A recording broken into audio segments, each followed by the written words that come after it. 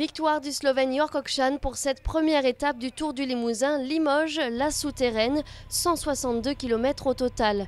Quelques minutes après le départ réel à Baume-les-Mines, 4 hommes se détachent en tête de la course, Thomas Vaubourzex, Julien Duval, Dimitri Leboulch et Diego Caccia. Ils sont rejoints ensuite par 2 autres coureurs. La course s'emballe rapidement, il y a de nombreuses tentatives d'échapper, mais le peloton n'est jamais très loin. Autour de 16 heures, l'écart de l'avancée des fuyards se réduit considérablement.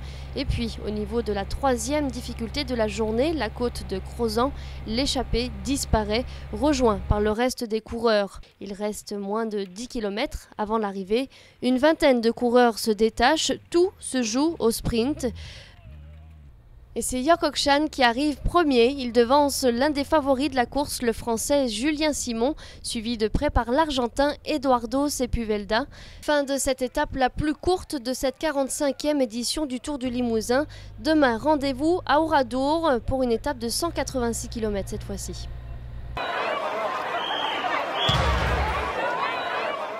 Donc je suis passé professionnel à la Française des Jeux il y a maintenant 9 ans. Auparavant j'ai effectué mes études d'ingénieur. Maintenant je suis professionnel à 100% et je sors du Tour de France cette année. Le Tour de Limousin c'est toujours assez éprouvant parce qu'on connaît un peu les routes qui n'ont pas un gros rendement pour nous cyclistes avec des gros graviers. Il fait souvent très très chaud et bien sûr un relief pas facile, de nombreuses côtes. Vraiment très exigeant où tous les jours on peut subir une défaillance. J'ai pas encore eu les profils en détail, mais on sait que c'est des étapes pièges un peu tous les jours. Je connais à l'arrivée à Limoges parce que j'ai déjà couru l'an passé, auparavant cette course-là, mais oui, il y a des belles difficultés qui s'annoncent de toute façon. C'est seulement la 2e fois que je vais la faire. C'est vrai qu'avec le Tour de France, c'est pas évident d'enchaîner. Avec les autres années, j'avais d'autres courses aussi à faire, mais cette année, j'ai pu avoir un programme un peu plus français après le Tour de France. Donc c'est avec plaisir que je reviens ici. Et je sais que c'est une course qui peut me convenir.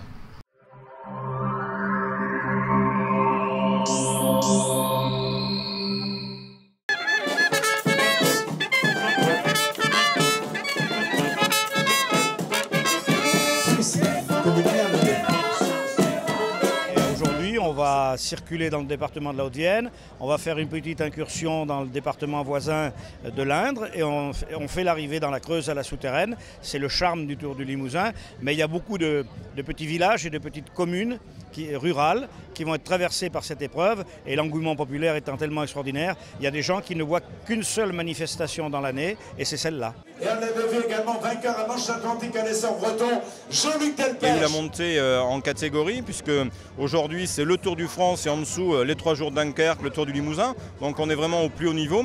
Et puis il y a une évolution qui fait que d'une ambiance qui était ce qu'elle était à l'époque, très conviviale, très familiale, on devient de plus en plus professionnel. Et on a là affaire à une belle équipe de bénévoles mais qui travaillent comme des super professionnels. Pourquoi la SOR sponsorise un tel événement ? Alors pour 2 raisons, on a une équipe donc, qui est présente sur le Tour et puis SOR est quand même présent dans le département et on participe aux activités du département.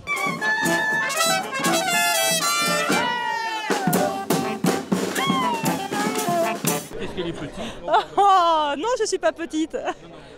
Le Tour du Limousin est une manifestation incontournable pour la ville de Limoges et puis pour tous les Limousins en général. Le vélo est une activité sportive de loisir ou de compétition que les Limougeaux et les Limousins apprécient. Alors pour moi aujourd'hui c'est une grande découverte pour le cyclisme. Avec Laurent Mongel, Cofidis, avec le leader de la Coupe de France PMU, Samuel Dumoulin. Alors toujours fidèle au poste, toujours un œil sur le Tour du Limousin. Oui bien sûr, je suis toujours présent. J'ai fait le Tour du Limousin en tant que coureur, maintenant je le fais, c'est la voie du Tour, quoi. Je suis avec le directeur de l'épreuve, le président du jury. Bon, c'est moi qui donne les informations, les échappées, les incidents de course, les crevaisons, les chutes et autres, voilà. C'est la voie du Tour. C'est un terrain de jeu pour les professionnels, mais c'est aussi un rêve, un espoir pour les gamins qui, à un moment donné, se disent qu'ils peuvent devenir eux aussi des pros et qui peuvent eux aussi fouler les routes limousines.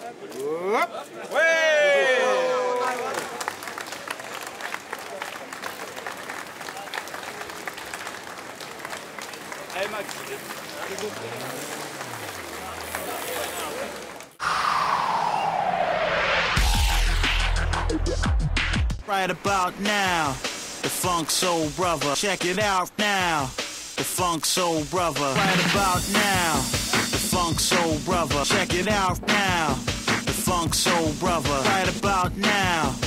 Il fait 2 ans que nous avons acheté le village autour du Limousin. Et depuis 2 ans, je suis responsable du village et tout ce qui est logistique départ.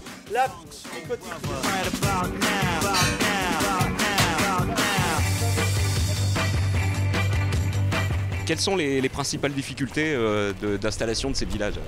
Le soleil. C'est vrai, c'est le soleil. Quand il fait trop chaud, c'est surtout sur le goudron et tout. Aujourd'hui, nous avons un bon temps, quoi. Il fait vraiment beau aujourd'hui. Mais bon, d'habitude, c'est pas comme ça que ça se passe. Mais on aime bien un temps comme aujourd'hui.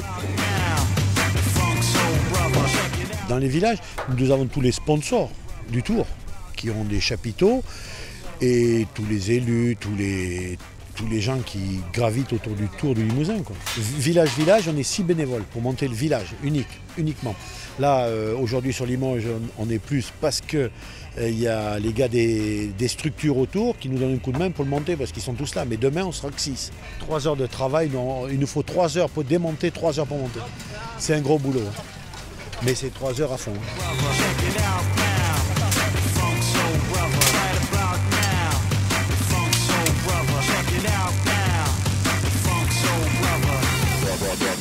Il y a des années où c'est des petites places, très petites, comme l'année dernière à Saint-Hilaire-Peyroux, mais bon, mais c'était bien, quoi. On se fait à la place qu'on a.